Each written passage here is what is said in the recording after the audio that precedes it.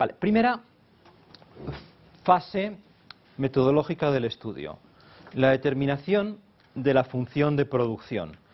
¿Qué variables afectan a los rendimientos?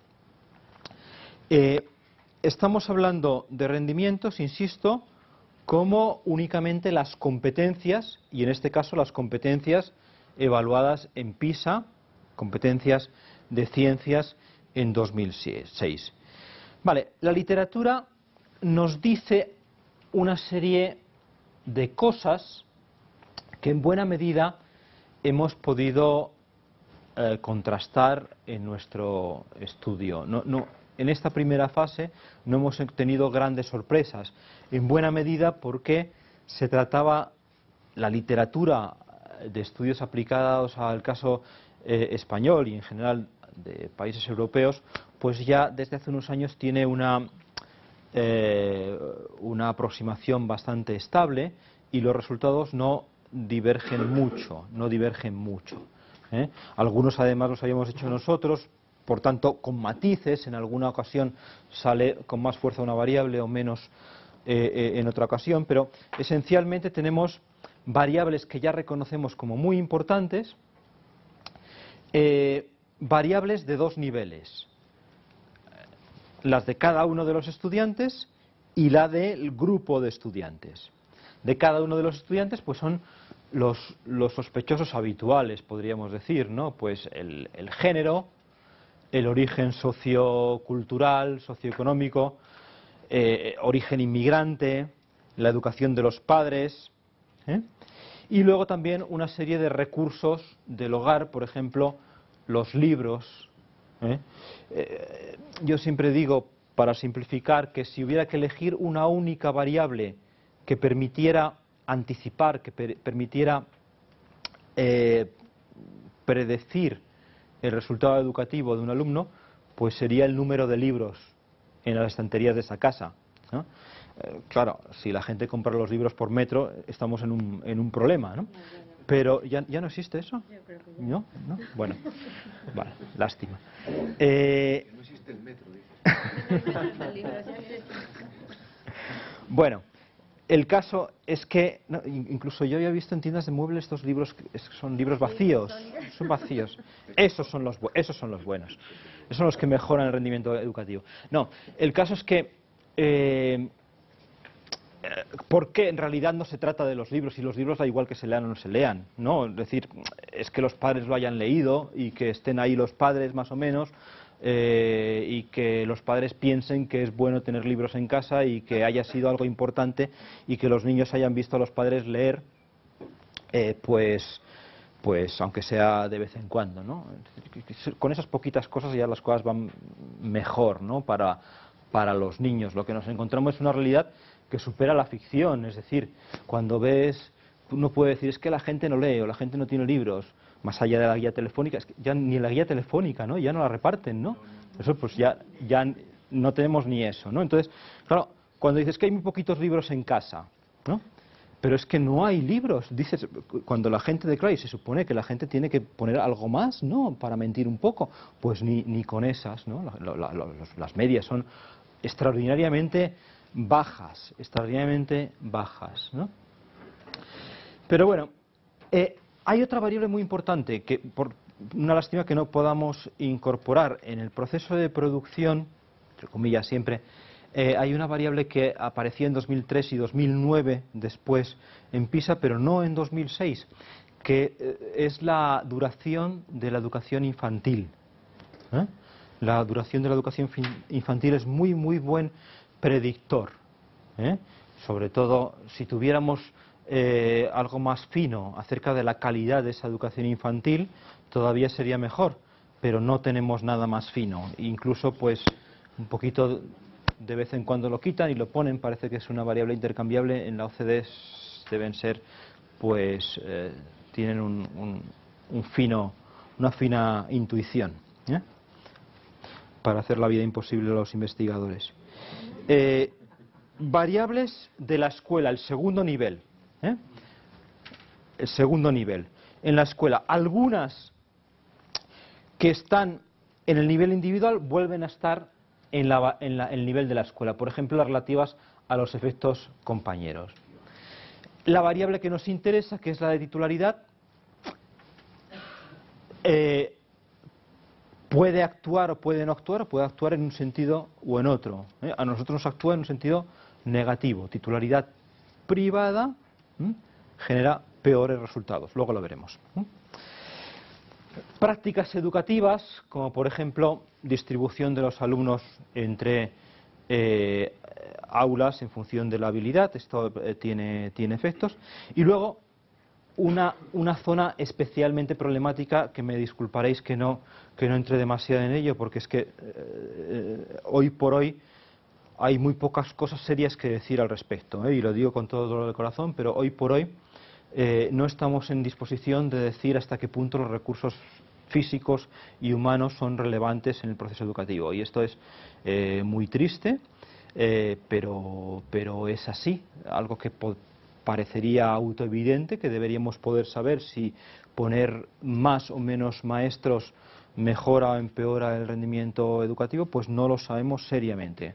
Tenemos intuiciones, pero por ejemplo, académicamente estamos en buena medida desarmados ante el efecto de los recortes, ¿no? Cuando se habla del efecto de los recortes y qué efecto podría tener o tiene incrementar las ratios, pues no podemos aportar un paper que diga exactamente que incrementar las ratios en X empeora el rendimiento educativo en Y.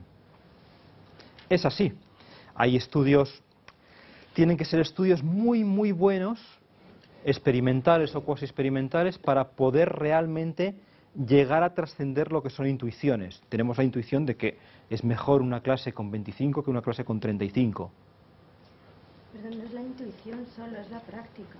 Y la práctica. Pues es que parece que... No, sí, simplemente esto. Que no es solamente la intuición, es la práctica. Es que habrá otros datos de valor añadido que no se pueden medir, Ajá. como la felicidad, el que no se queden roncos los profesores cada semana, y que los niños puedan interactuar en grupos, porque con 35 personas en una clase no se puede, de 12 años, y con 20 sí se puede.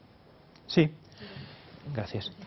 Yo probablemente estoy de acuerdo contigo, y lo que sucede es que estamos hablando en dos niveles diferentes. La práctica, obviamente, bueno, yo también soy docente y sé que no es lo mismo una clase con 150 que una clase con 50, con 40, porque ya de ahí ya no bajamos. Pero bueno, da igual. Sí, pero la práctica te dice una serie de cosas. Pero la evidencia académica, la evidencia cuantitativa que permite poner un papel encima de la mesa y que sea indiscutible, esa no la tenemos, porque la práctica, igual que tú y yo estamos de acuerdo, pues habrá otra gente que diga, bueno, no es tan importante, yo ya me apaño con 40. Lo que es objetivizable. Es muy importante en estos procesos tener una capacidad de objetivizarlo y decir, no. Es que unos dicen que la práctica sí, otros dicen que la práctica no, pero yo tengo aquí este cuasi experimento o este experimento que dice que indiscutiblemente el efecto es negativo. Y eso no lo tenemos.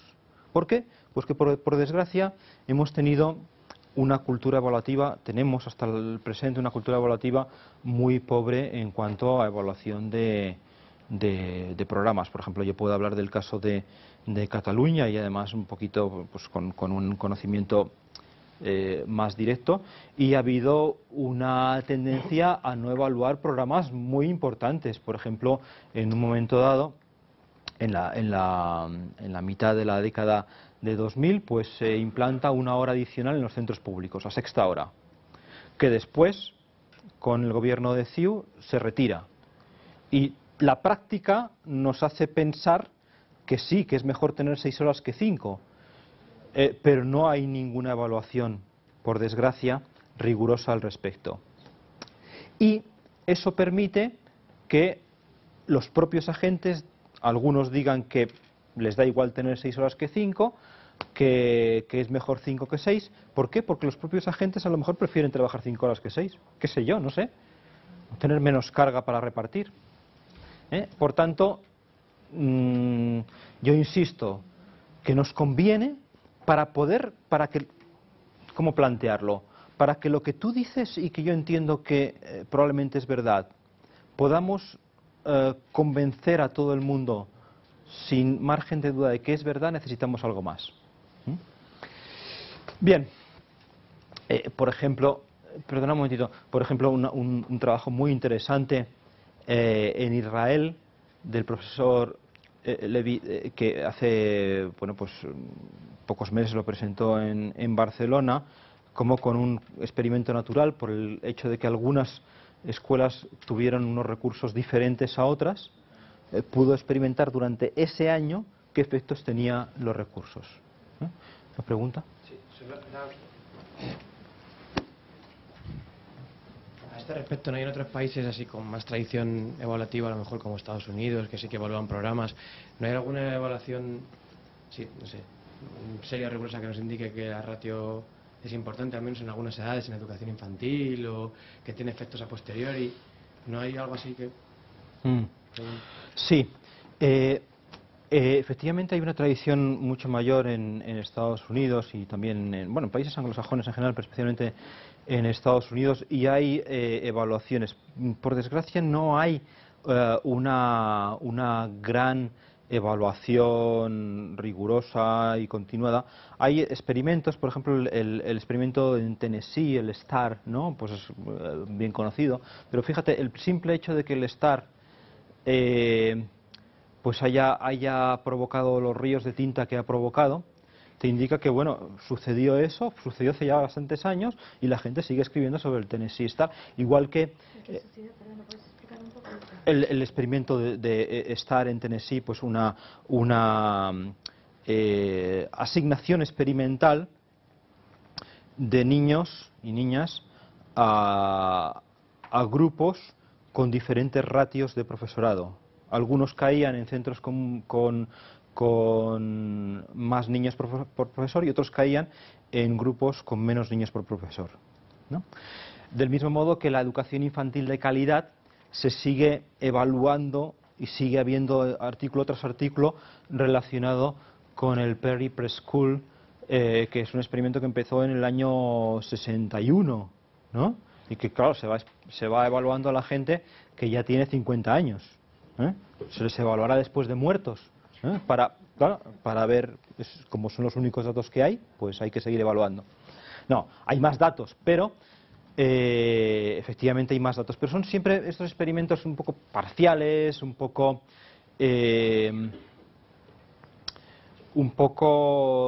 difíciles de generalizar, y luego como hay tan pocos y hay tantos investigadores ávidos de los datos, claro, acaba desmenuzado el experimento de tal manera que nunca en realidad es un experimento completamente controlado, porque todo el mundo dice, sí, pero es que falta esto, sí, pero es que falta esto, no hay una asignación aleatoria realmente.